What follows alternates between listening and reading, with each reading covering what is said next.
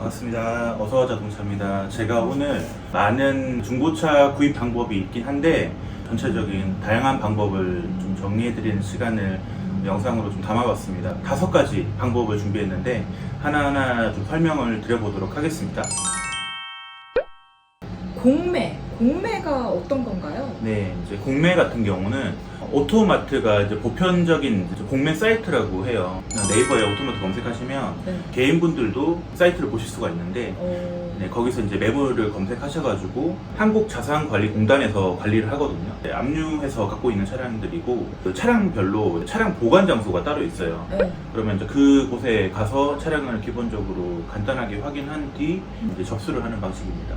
차량의 시세 조회나 차량을 좀 보실 줄 아는 분들이 유리하긴 해요. 일반 분들은 외장만 좀 보세요. 아, 외장, 맞아요. 겉에 좀 깨끗하면은 네. 새 차 같고 그래요. 네, 좀 그런 부분이 많기 때문에 기능적인 부분을 못 보기 때문에 뭐 사고 유무라든지 맞아. 요즘에 또 이슈 많잖아요. 뭐 침수차라든지 이런 것들 그런 거 보기 네. 어려워요. 근데 공매는 단점이 낙찰받은 후에 모든 그 낙찰자가 책임을 져야 되는 어떤 클레임도 되지 않는 그러면 그런 단점이 있습니다. 저렴하게 구매를 하더라도 네. 그게 또 침수 차량이고 또 사고 유무가 있었고 뭐 이런 걸 모르고 샀을 경우에는 후에 더 돈이 많이 들어갈 수도 네, 있겠네요. 그러니까 리스크가 조금 있다고 생각을 하시면 될 것 같습니다. 그러니까 공매 같은 경우는 좀 공부를 많이 하셔야 되고, 네, 그리고 개인분이 시간을 많이 투자하셔야 돼요. 보관 장소가 전국에 있습니다. 쉽게 얘기해서 오산시청에 매물이 나왔다고 하면 그게 오산에 있는 게 아니라 인천에 있기도 하고 충북에 있기도 하고 하기 때문에 그 차량 한 대를 보기 위해서 그렇게 많은 이동을 하고 또 헛걸음 하실 수 있잖아요. 왜냐면 경매 그렇죠. 같은 경우는 낙찰을 받아야 내 차기 때문에 네. 폐차를 하시게 되면 또다시 다른 차를 또 보러 다니셔야 되기 때문에 시간적인 소요가 크고 또 어떻게 보면 시세조의 분석을 잘못하시면 오히려 시세보다 또 비싸게 사실 수 있는 또 차 상태도 보증이 안 되는 어떻게 보면 전문적으로 지식이 좀 필요한 경매라고 생각하시면 됩니다. 한 가지 궁금한 게 네. 이 공매 차량이라고 했으면 아까 네. 체납된 차량들이라고 했는데 네. 그런 세금적인 문제는 네. 없나요 나중에? 집경매 같은 경우는 권리 분석해가지고 네. 낙찰 받고 나서도 조금 후에 일이 있는데 자동차 그 공매나 법원 경매 같은 경우는 낙찰 받은 시점부터 모든 것들 다 해지해 줍니다. 네, 그런 부분은 또 어떻게 보면 체크 포인트이기도 합니다. 네, 발품을 좀 많이 팔아야 된다는 거. 네, 맞습니다. 네.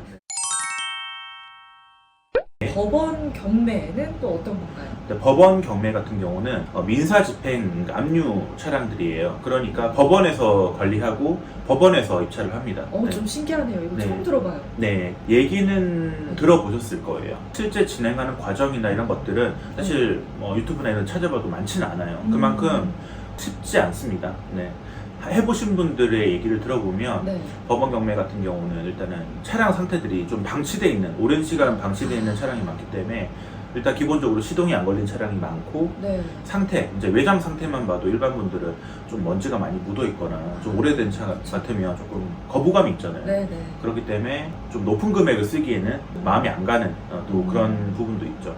실제로 낙찰 잘 받으셔가지고 잘 뭐 타신다 이런 분들의 후기도 보긴 했는데 네. 그렇게 많지는 않은 것 같습니다. 왜냐면 그만큼 공매와 동일하게 내가 차를 좀 볼 줄 아는 지식이 필요하고 정보가 필요하고 또 시세 분석도 잘해야 되고 이거는 보시는 분들도 공감을 하실 텐데 내 눈에 좋아 보이면 남의 눈에도 좋아 맞아요, 보이기 때문에 맞아요. 인기 차종은 많이 오를 수 있다는 그런 네. 거는 빨리 또 나가기도 하고 네. 법원 경매 같은 경우에는 어떤 분들이 많이 이용을 하시는 거예요?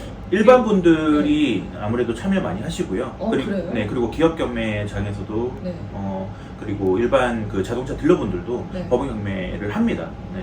공매, 법원 경매 다 합니다. 이런 네. 거는 참여를 하기 위해서는 네. 법원을 직접 찾아가면 돼요. 네, 맞습니다. 법원에서 접수를 하는 방식이고요. 법원 경매 같은 경우도 네. 보관 장소가 따로 있어요. 아, 전국에 따로 있기 때문에 그 차량을 또 확인하고 또 보셔야 되겠죠. 사실 이거는 차량 상태 확인 안 하고 입찰을 볼 수 있는 분은 없다고 봅니다. 맞아요. 네. 직접 가서 또 한 번씩 봐줘야 되고 네, 맞습니다. 네, 확인을 해야 되겠죠. 그래야 이제 안심이 되고 네, 사시는 분들도 조금 더 내가 자신감 있게 입찰을 넣을 수 있고 금액적으로도 조금 더 보실 수 있겠죠. 근데 이게 또 일반인 같은 경우에는 네. 직접 가서 본다고 하더라도 네, 이게 솔직히 내가 제대로 보고 있는 건가 싶기도 하고 네 지식이 네, 없으시니까. 그렇죠. 네. 그리고 뭐 고가의 제품이다 보니까 네. 그래 내가 이 차를 구매해야겠어 하더라도 또 이거 내가 괜히 또 이게 호구 잡힌다고 하죠. 네, 호구 맞아요. 잡히는 건 아닌가 하고 또 이게 선뜻 돈을 내놓기가 쉽지는 않아요. 네, 맞아요. 좀 말씀하셨는데 역시나 사고 유무, 성능 관련해서 어떤 책임도 지지 않습니다.